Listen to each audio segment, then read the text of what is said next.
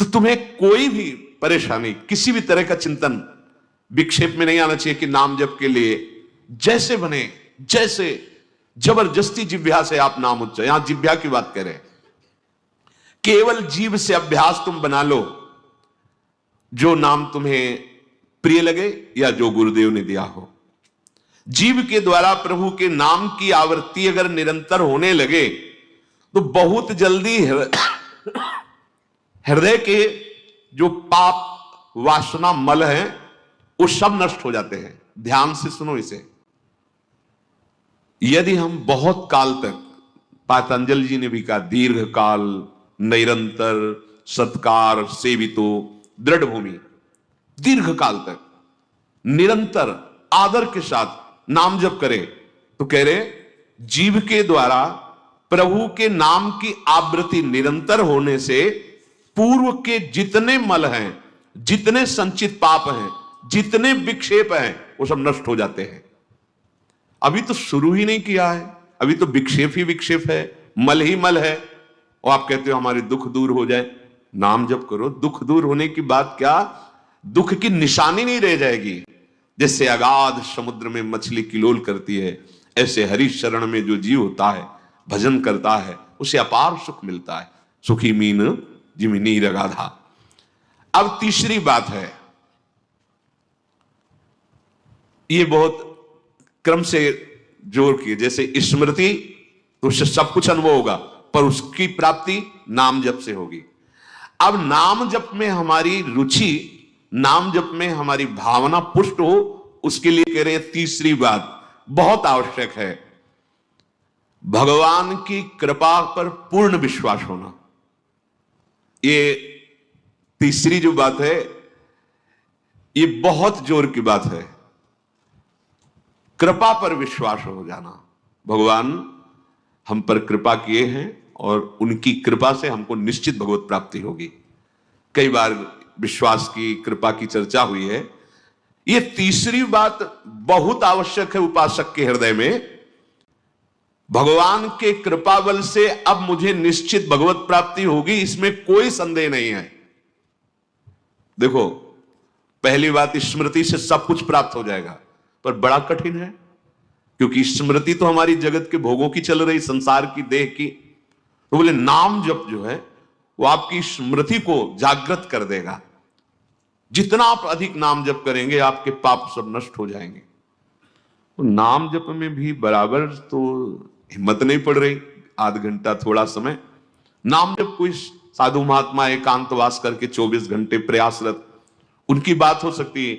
हमें तो जब मिला समय तब भले नाम, अभी इतना अभ्यास नहीं। तो बोले निरंतर नाम जप और स्मृति दोनों को जागृत करने की सामर्थ्य तीसरी बात में है।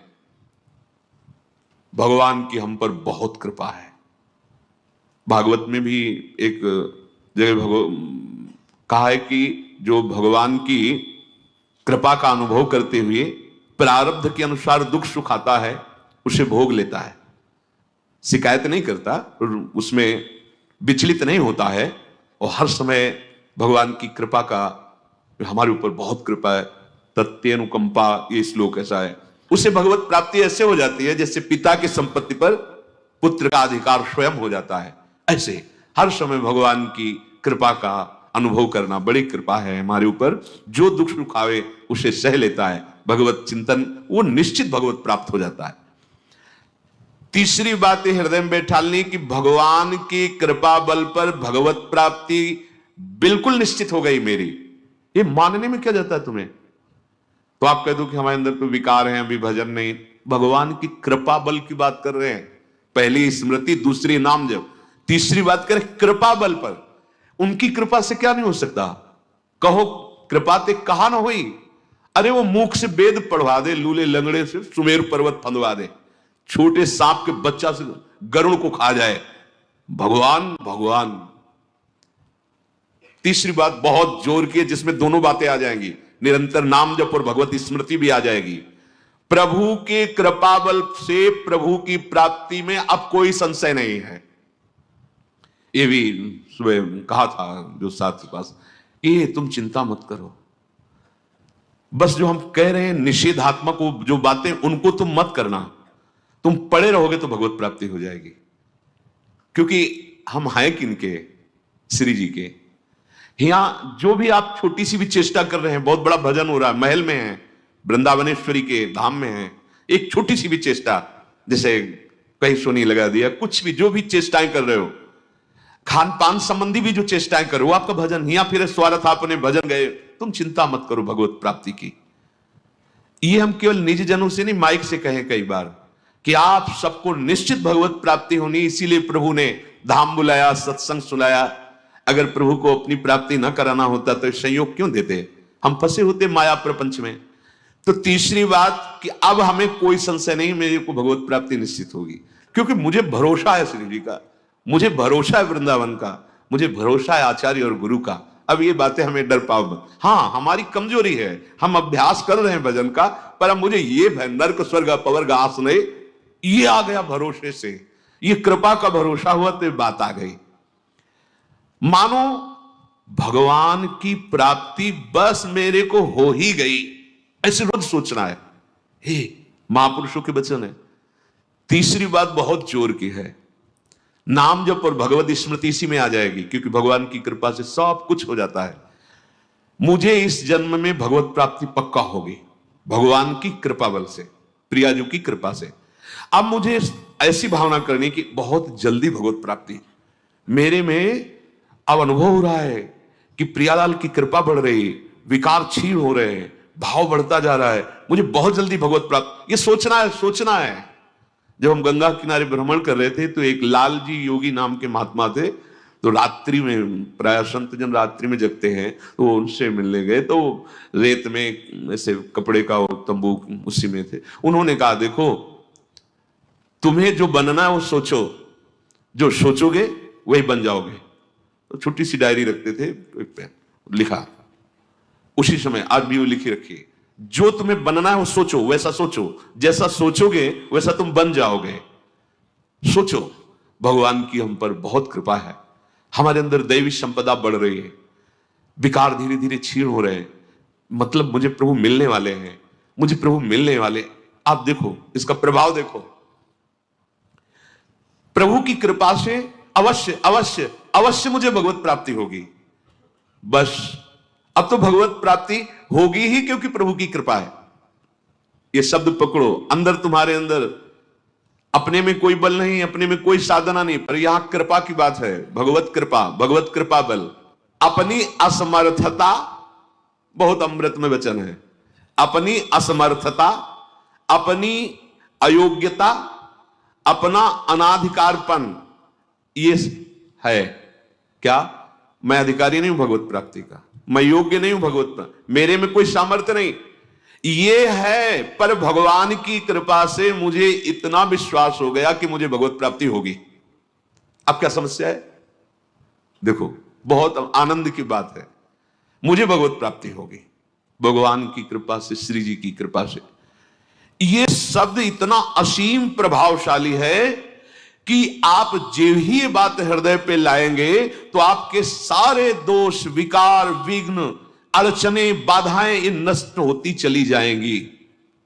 ये देखो महापुरुषों के अनुभव होते हैं।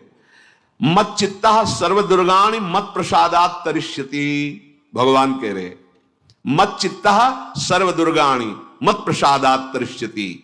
सारे के सारे विघ्न, सारे के सारे दोष, सारे की सारी भगवत प्राप्ति में जो अड़चने हैं वो भगवान की कृपा प्रसाद से नष्ट हो जाएंगी और मुझे भगवत प्राप्ति होगी। मत चित्ता सर्व दुर्गाणी मत प्रसादात, साधन प्रसादात नहीं कह रहे, यहां समझो, मत प्रसादात तरिष्यति, तू तर जाएगा मेरे कृपा से। ये मेरे प्रभु की घोषणा है कि मेरे प्रसाद से, मेरे अनुग्रह से तुम्हारे सारे विघ्न नष्ट हो जाएंगे और तुम त्रिगुणात्मिका माया को लांघ करके मेरे को प्राप्त कर लोगे। बस मेरी कृपा पर विश्वास करो, मेरी कृपा पर मत चित्त बन जाओ।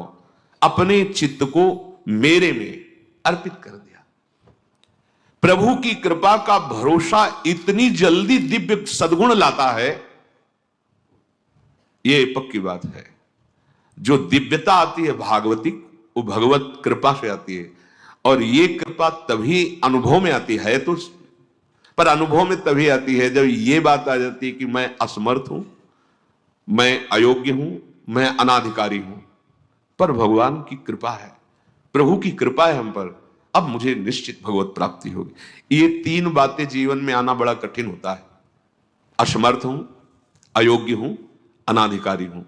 जब ये बात आ जाएगी ना, तो तृणादपि सुनी चिन्ह अपने आप आ जाएंगे, अपने आप पूरा सूत्र भागवती को उतर जाएगा, क्योंकि मैं अनाधिकारी हूं, मैं योग्य नहीं हूं।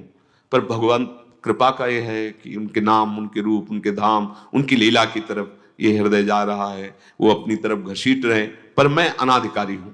इससे क्या होगा? अहम खत्म हुआ, दैन्यता जागृत हुई, और भगवद आश्रय होने से हम जिसका आश्रय लेते हैं उसका प्रभाव होता है। जैसे अभी हम शरीर का आश्रय लिए हैं, तो देख लो हालत क्या की हुई है।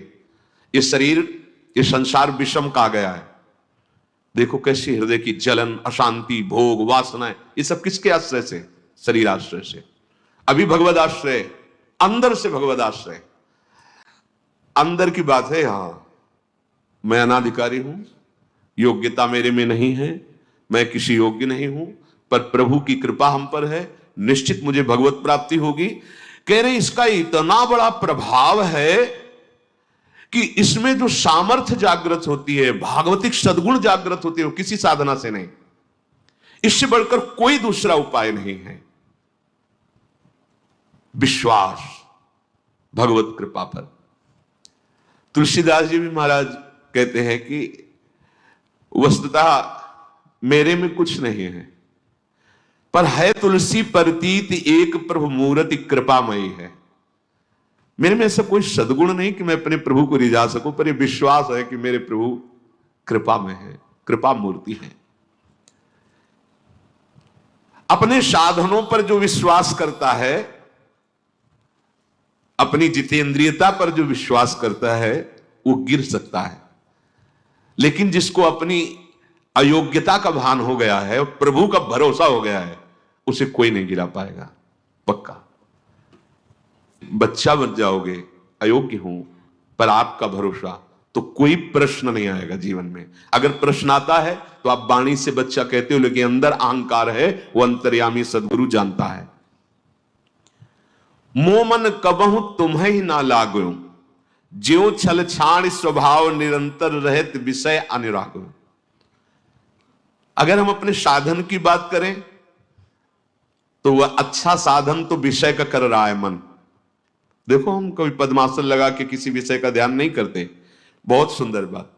मोमन कबहु तुम्हें ना लागो, ज्यो छल छाणी स्वभाव निरंतर रहत विषय अनुराग। भक्ति में तो छल कर रहा है, लेकिन विषय चिंतन में छल नहीं कर रहा है, ईमानदारी से, सच्चाई से विषय चिंतन कर रहा है।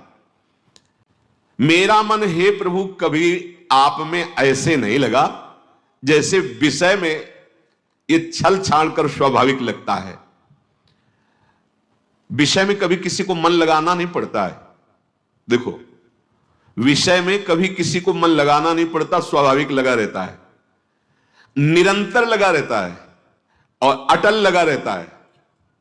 देखो, अटल का मतलब बस वो यही शब्द स्पर्श रूप रस गंध इन्हीं में घूमेगा।